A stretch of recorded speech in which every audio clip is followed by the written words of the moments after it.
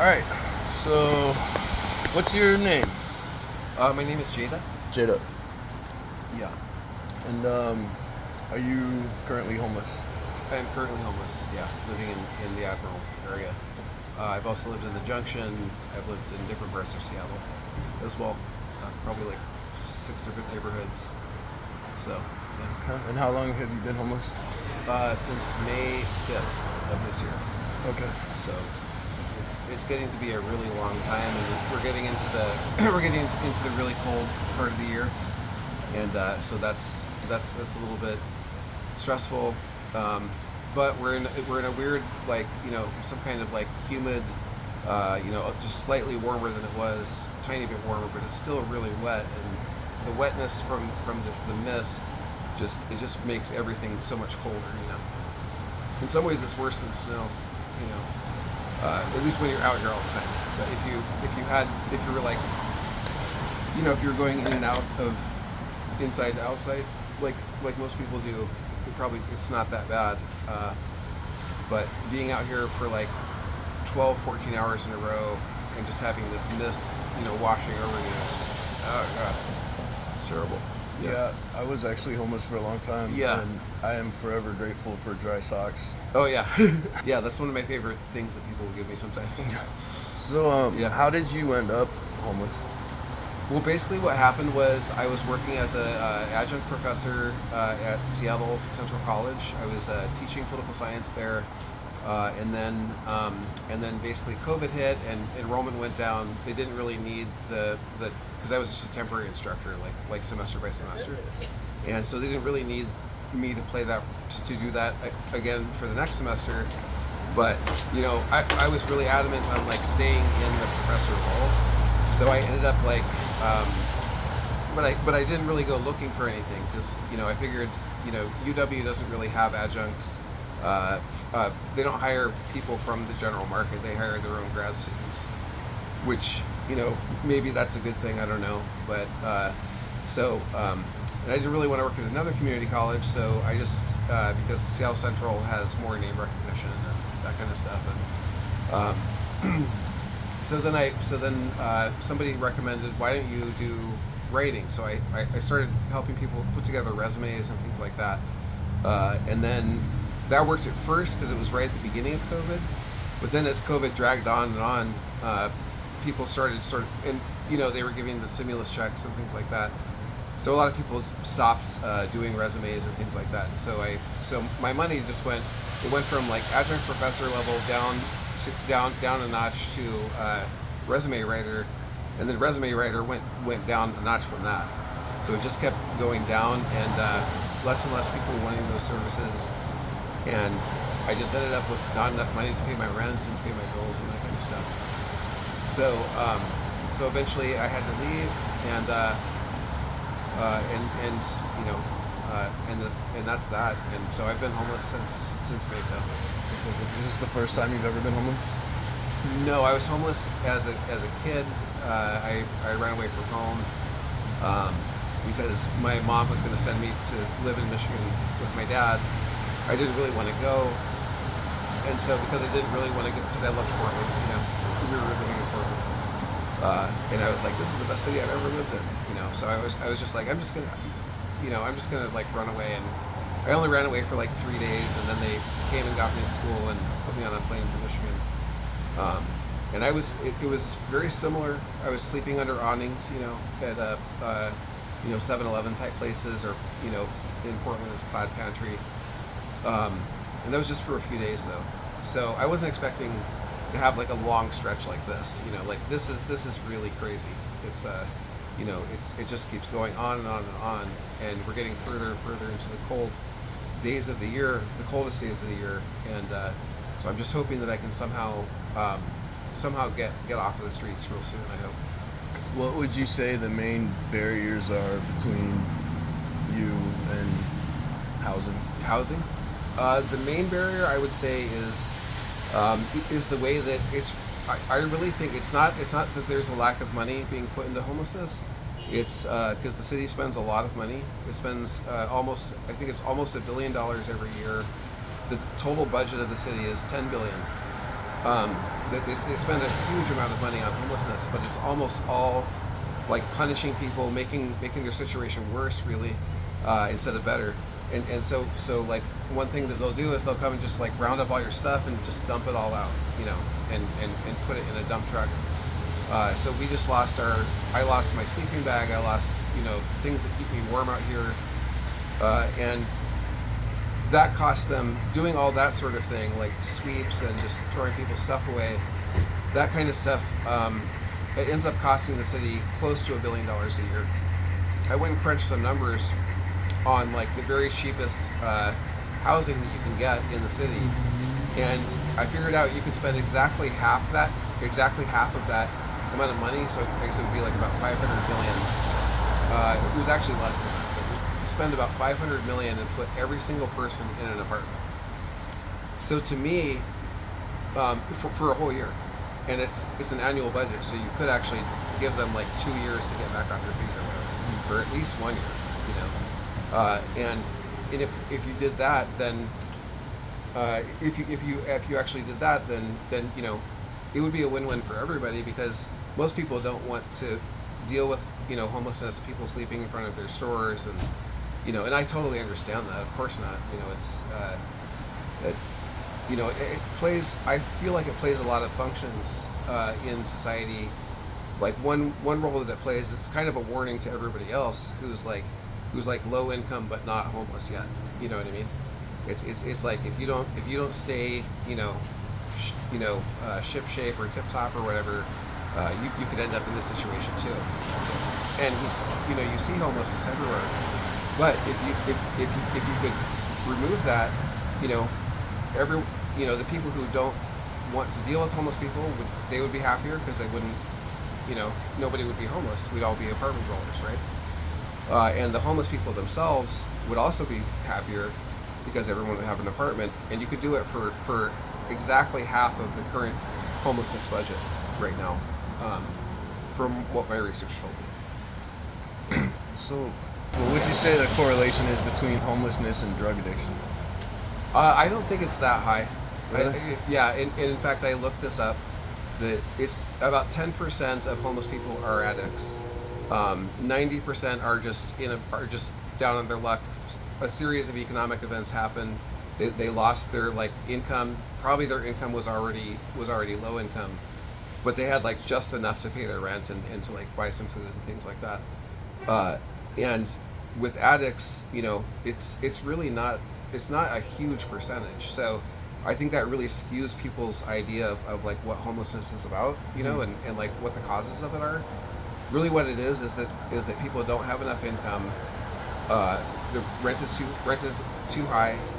In New York City, when I went there before, in the 90s, they still had rent control apartments, and I stayed with a friend who was grandfathered in with rent control, and we need that kind of thing, or at least we need subsidies, like I was saying, to make sure that people don't become homeless in the first place.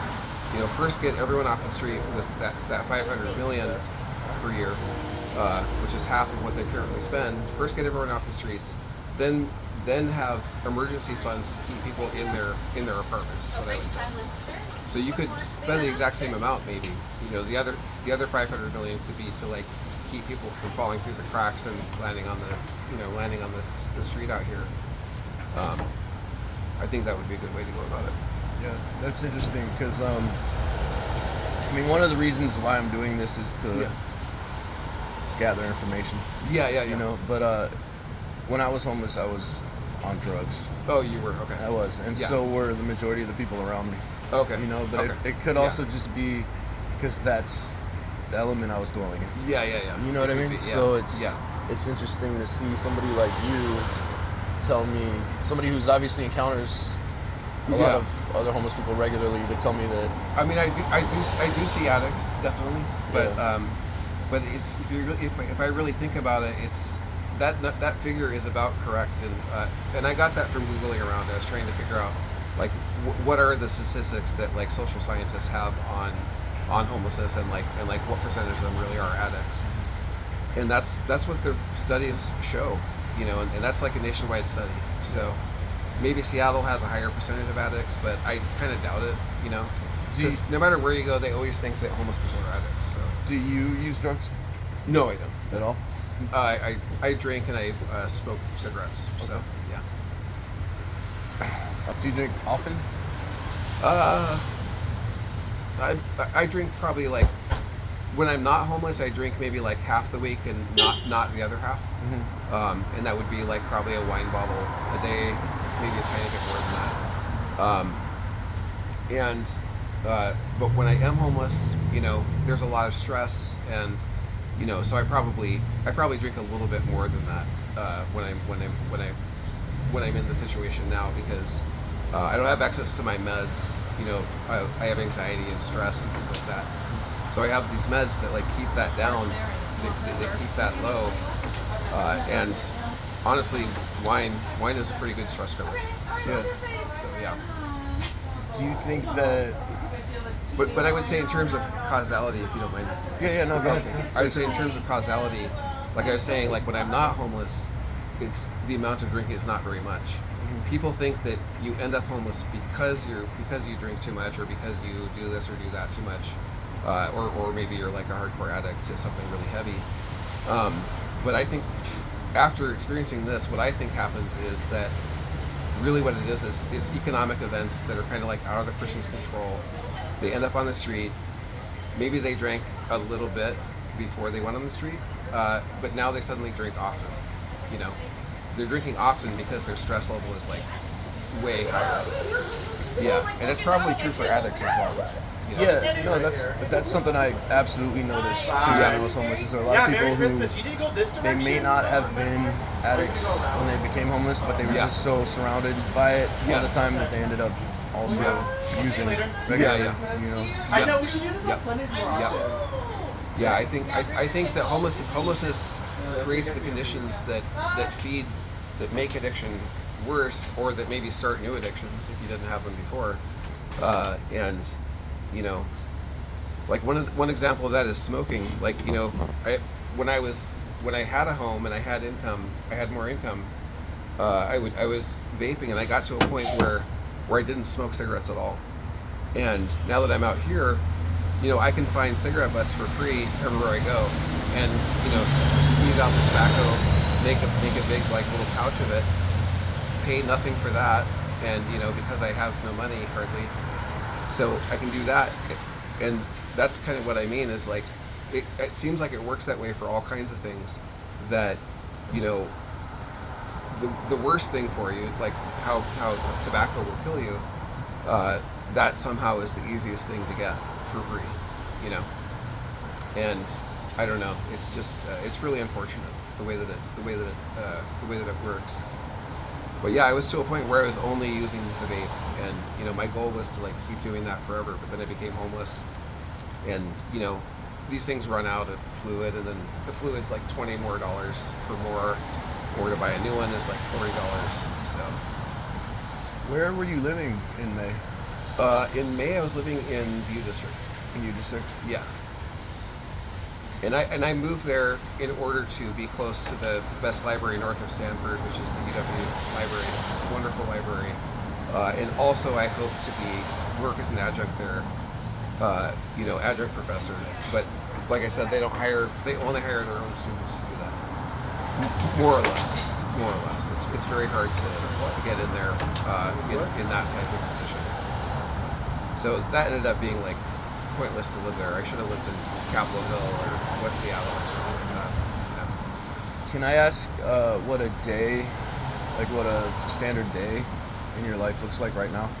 Right now, it's okay. A typical day is, I'll actually start with when I go to sleep, because there's all this disruption, you know, in sleep. So like I'll go to sleep at about like 10, and I, you know, let's say I was sleeping under one of these awnings. Sometime around 2 a.m., security patrol will come around and say, hey, I'm really sorry. And they're all really nice. You know, they're not mean at all, but it's their job. And you know, they'll say, hey, I'm sorry, but you know, the businesses around here don't want people sleeping here, you know, all night long. And so then you have to move. You have to find somewhere else to go. and you never know if that new place that you go is also has security, patrolling that, and that does happen. So, um, so, so that'll be the first thing. So then my sleep is disrupted, and it's I never have any bad feelings about it, because I understand, like, my dad was a barber. That's a barber shop right over there. My dad was a barber and had his own shop. I understand that, like, why they wouldn't want people sleeping right in front of it, because it might lower the property value, or it might lower the customer base to some degree, possibly. I totally get all that, but basically, so what will happen? So I just go along with it, and I'll move somewhere else. But then it depends. If I was already in sleep, then I might end up unable to sleep for 3 more hours, And then, so let's say it's 2, then by then it's 5 a.m. And I'm not going to get up at 5 a.m.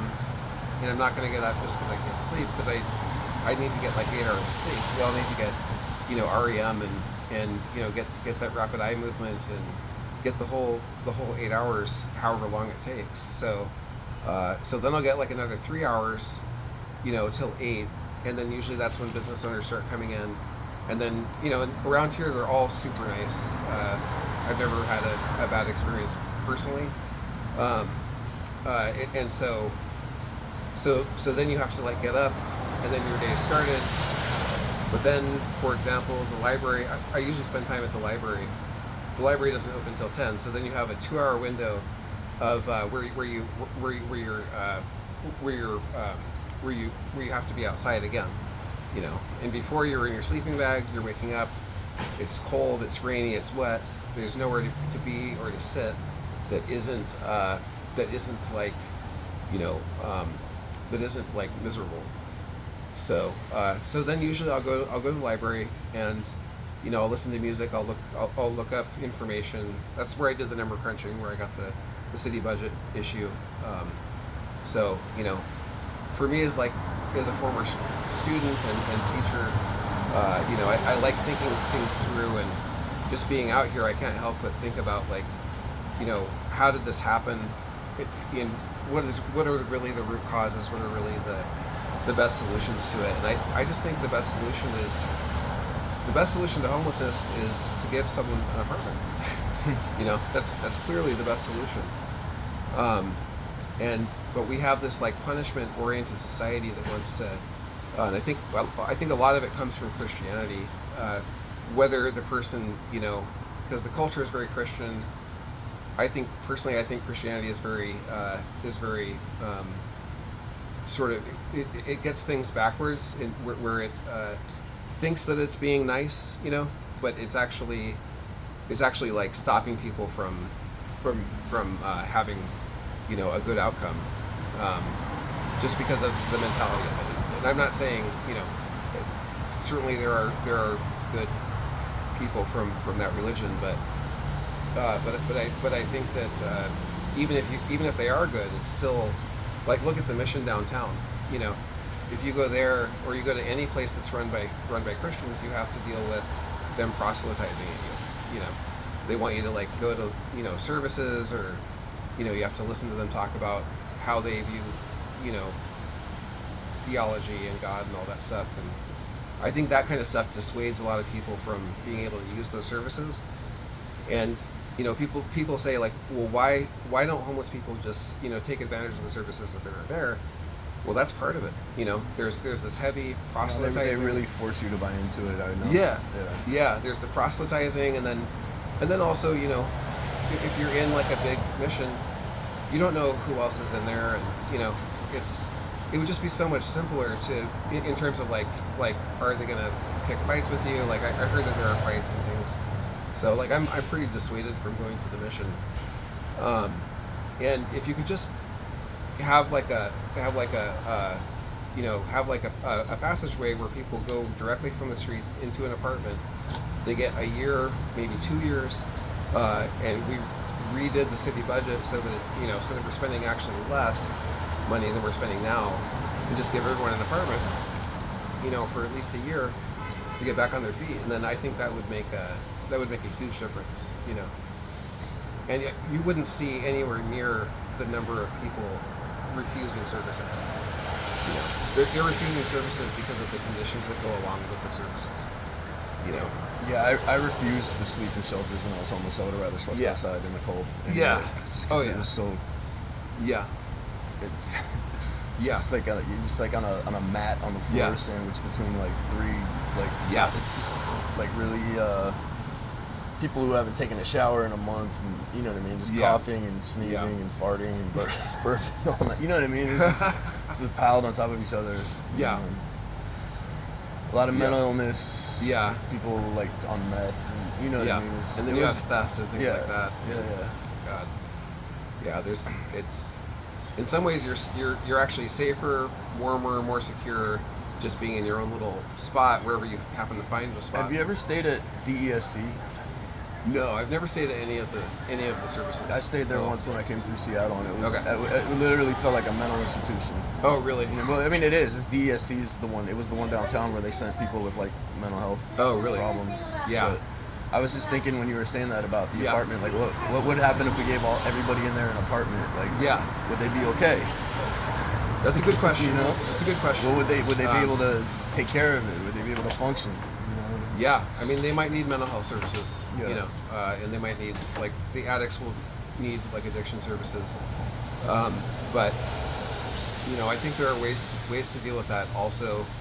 I think that you have to look at it in terms of numbers, is my personal opinion, is that, you know, only 10% of homeless people are addicts, and the percent that are mentally ill, or I don't know what it would be, but if I had to guess, it would maybe be like 15-20%. And then you have the 80%, the 80 and 90% who have neither one. They just have economic problems because the economy is constantly changing and, you know, swaying back and forth all the time. So when you have those people, the majority of people would definitely be helped by an apartment, you know, I think. And I think that probably addicts and mentally ill people would too. But you just, you know, plug them into the local services that deal with those types of issues. That's what I would say. Are you signed up for or on the waiting list for any services yourself right now? I am not. No. Yeah. So I would like to. What are your hopes and dreams right now for the future? Okay. My hope is to get off of the streets like as absolutely soon as possible, because I don't want to be out here when it's like in the 20s, 20 degrees. 30s is already really pushing it. My sleeping bag has a 41 degree Fahrenheit rating, and below that it doesn't really keep you that. Oh, that's right. And now my sleeping bag's gone. So like that's stolen. So I can't, or thrown away. So now I can't benefit from that. So I just have blankets. So my immediate goal is to get off the streets as soon as possible, and then after that I want to get back into some kind of employment, you know, as soon as I can, and yeah, I would go back to, you know, writing resumes, or either that, or like maybe you know, maybe teaching again, doing some sort of like, you know, maybe I have some book ideas and, you know, things like that. So, but as far as like, that's in terms of money, but in terms of like not money, just like my goals and dreams, you know, in the rest of my life, I want to write like 5 more books. I have a couple books already. I'd like to write 4 or 5 more books, and maybe do some, you know, some film work like this.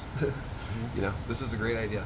I love your idea for it's a podcast, or it's a YouTube series. YouTube series. That's great. That's cool. Have you looked into tiny home villages at all? I've never lived in one. I walked by them. They look okay. The fact that everyone has their own little space and that they can lock the door, that's absolute necessity, I would say. So that's, to me, that's a huge step forward compared to a mission. Because I know a handful of people from recovery who got sober, didn't have anywhere to go, and approached the tiny home villages. There's one kind of, I want to say it's kind of near Green Lake, like under the Fremont Bridge. Oh yeah. And then there's another one in the south end, but they just called them. Yeah. And then made an appointment and went in, Yeah. and then got put into a tiny home. Yeah, I know that those can work. I think it's pretty good. Personally, I would rather see people. I would rather see people moving into regular apartment buildings, because that gives them, to me, that gives them more of a sense. Tiny homes are a huge leap forward for everybody. It's a stepping stone. Yeah, it's a stepping stone. Yeah.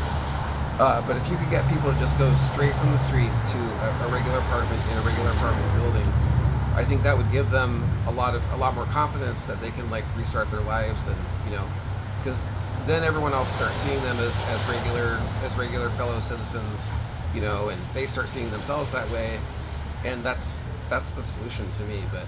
But definitely tiny homes are much better than missions and things like that, I would say. I mean, have you personally considered contacting one? Yeah, we contacted. Me and my friend contacted one, and we contacted a social worker who connects you with it. We called probably 10 times, and there were never any openings. So I think there's a shortage of that, unfortunately. But the reason there's a shortage is the city's putting so much money into just throwing everybody's stuff away, rather than like getting more tiny home communities. If they did that kind of thing, if they really focused on that, I think you could solve homelessness entirely. But what I'm worried about is, if we don't solve it through apartments and tiny homes, Trump is saying that he's going to solve it by rounding everyone up and taking them to these camps in the desert. Which to me, when I hear of that, it sounds a lot like the Japanese internment during World War II, where they rounded up Japanese citizens and put them in internment camps. And I don't think that that's a solution at all, because then they're like completely isolated from like all of their support networks, and it also sounds just a little bit fascist. Sounds a little creepy to me. That we're thinking of internment camps as a solution to homelessness. That's not the solution. The solution is apartments and tiny homes, I think. Yeah, I remember being homeless and being in like a new city where I didn't really know anybody, and then just looking at what my options were. Yeah. They were terrible. Yeah. They were really bad. Yeah, they don't seem like very good options. Right. So I always, I was on drugs, right? So I'd always go to detox and then somehow get into like a treatment center. This last time, I didn't get into a treatment center. I went to detox and I got out and I had nowhere to go. Yeah. And I knew I was outside in the rain and it was cold and it sucked. Yeah. And I was still dope sick because I was coming off a pretty large amount of heroin, you know. And I knew I didn't want to be homeless anymore. Yeah. And I knew if I kept shooting dope, I'd keep being homeless. And I knew if I didn't, eventually something would happen. But I also had I also surrounded myself with a sober community and showed up to the community, sober community, recovery community. Yeah. So that kind of gave me some direction other than standard options, which would be like the mission and the shelters. Yeah. And you know what I mean? So anything that helps you feel like you're moving forward. I don't think a mission really helps you feel like you're moving forward. Not at all. Yeah, like an apartment makes you feel like you're moving forward. If you're an addict getting into a sober house or some sort of sober housing where they're going to help you to get sober and stay sober. Or something like that, or even harm reduction. I don't think that's that bad. Harm reduction is not a terrible thing. Although I will say with smoking, and I can't really speak to like the heavier drug, but with smoking, I was able to, the only way I was ever able to quit was cold turkey. So I do have some sympathy for like the cold turkey perspective. I also see the harm reduction perspective as it's humane, at least. But for some people, they just really have to like stop entirely. If you were offered housing, say tomorrow, but they told you you can't drink. Yeah. Would that be something you'd be willing to do? Yeah. Yeah. Oh yeah. Yeah. But see, then what I would do is I would combine not drinking with doing something new that maybe gave me, like starting working out or something, just getting back in shape. And so do you think, with that being said, do you think that drinking might be currently preventing you from doing certain things that could help you move forward in order to get out of the situation you're in? I don't think so, because it's really just it's not very much that I have really. So like I don't think it's preventing me personally. I can see how it could though for people who drink like 3 gallons of vodka a day or something like that. Like that would definitely impede a person. But quite a bit. Yeah, definitely. Yeah. No, I've heard of people like that. So if they were living like that, then yeah. But no, I don't have very much, so it doesn't really. I don't think it's impeding me at all, to be honest. What do you think the main barriers are between not just you, but in general, people getting out of homelessness? I think the biggest barrier is the mentalities that people have, the myths that people have. I think everybody should look up, myths about homelessness. Just Google that, and you'll find just a million things that like you've heard a million times that everybody thinks about homelessness, and then they're all dispelled like one after another. I think that's really important. That's really important also for not just for the rest of the community, but for homeless people themselves to see themselves in a different light, and to understand like, we're not out here because of all these myths. The myths are keeping people stuck here, and so that the mentality that comes from the mythologies around homelessness, that results in bad policy, bad public policy, bad ways of dealing with things that don't really fix anything. So I think the biggest barrier is it's not money. There's plenty of money being thrown at homelessness, just being thrown in a really poorly conceived manner. So you're saying like a lot of it is just people seeing homeless people as criminals and right. problematic and unable to. Yeah. They think like, well, they're all messed up on this and that, or whatever it is. So they don't see them as people. Yeah, they don't see them as people, and so because they don't see them as people, if you say, well, the obvious solution is to give everyone an apartment, right? A lot of people will be like, yeah, but you can't just like give a handout to these people, because they have all these other problems. Well, what percentage of them have those problems, And are you really sure that even that 10%, that 10 to 15% who do have those problems, even those people can benefit from it a lot, I think. And even if they do have those problems, they're still people. Yeah, they're still people. Exactly. Yeah, it's a dehumanizing way to talk about people, because everyone has, different people have handicaps or mental illness or, they just ended up in a bad situation. So it's like, if you can, I really think changing the mentality is the number one thing. First change the general mentality in the populace about the causes and solutions, and then change the public policy, redirect the funds, create a whole new strategy for where the funds should be going to address it, and to me that's put every single person in an apartment. Yeah, I think a lot of that mentality too comes from, so maybe Christianity, because it's very, this country's heavily influenced by, Judeo-Christian beliefs and whatnot. But like, also I think it has to do with the population. And capitalism. Because I was in Canada. I went to treatment in Canada. Okay. And it was completely different than it was here. Just like the mentality they have towards people, they're more compassionate and they actually want to help you. Where here, it's a lot of consequence-based punishments. And I remember I was in treatment for the first time in Chicago. And they put me in the anger management. I was apparently angry, but I was angry at a lot of the stuff going on in treatment. I remember talking to the counselor and I was asking him. I was like, these counselors, and then they keep like trying to push my buttons. Right. When I react, give me these consequences and punishments, and I was like, how is that how is that a model for treating Right. addiction? Yeah. And he told me straight up, like, it's not. It's a model for treating psychotic criminals. Yeah.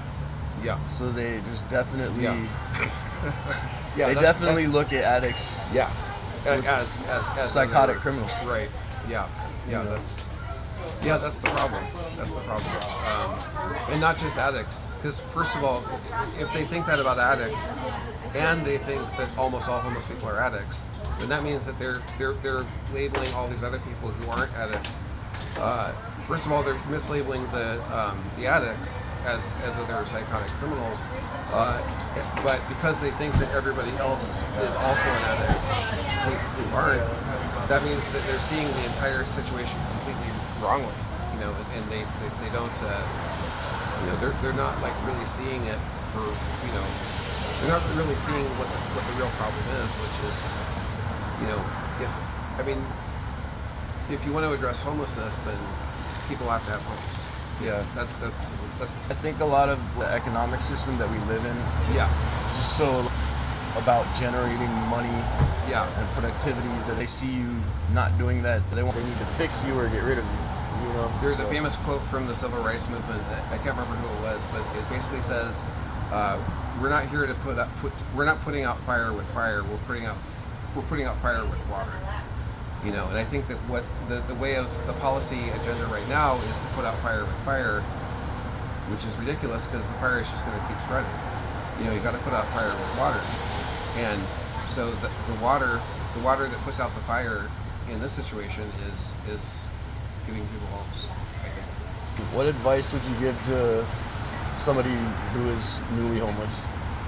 Newly homeless, I would say first I would do that myth busting Google, you know, and because I don't remember all of the things I gave a few of them, but to first understand what your situation is, what the rest of the homeless population is, I think that's really important.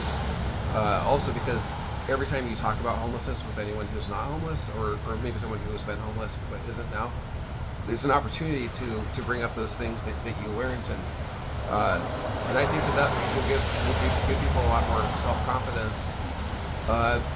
The other thing is, I would say, first of all, make sure you get some sort of get on the waiting list like right away. I avoided that for a long time, and you know, I've heard that the waiting list can be like years, you know, but sometimes they can be like 6 months or even less. So if you get on the waiting list as soon as you possibly can for housing and for that sort of thing, then you're just sort of waiting until you get a call, and hopefully you still have a phone. Are you on the waiting list? I'm not on the waiting list, no. Yeah, because I never did that. So that's what I was trying to think, like, not just what did I do, but also what did I not do that I should have done, and that's a big one right there. Getting on the waiting list like right away, because you don't know how long it's going to last, and I would say that that's really crucial. Do you think you might do that? Yeah. Oh yeah. Yeah. Yeah. What's one message you'd like to give? Like, say this gets seen by millions of people. What's one thing you'd like to tell everybody watching? I would say, don't be afraid of solutions that might sound, you know, too far left or too extreme, you know, or that might sound too extreme or sound too easy. Because it's giving people an apartment it's not a left versus right issue. It's not too easy. You know, it's not giving someone a handout. It's giving someone a hand up. And you know, resist the urge to fall back into the sort of like, you know, what George Lakoff calls it, the strict father mentality. If you look him up, he's a really good analyst of how politics, how people's political minds work. You know, and we in this country and in many countries have you know, a strict father mentality where we're basically, you know, we think strictness is the right thing, and that's the good and moral thing. But actually, the good and moral thing is fixing the problem.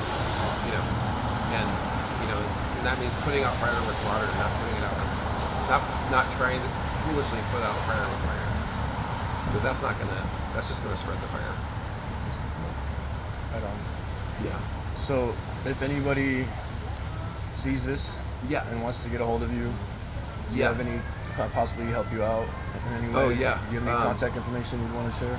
I don't actually have any. I don't have a phone, so I guess it would just be through you. All right. Well, I appreciate you taking the time Absolutely. to talk to me today. Yeah, no worries, man. Absolutely.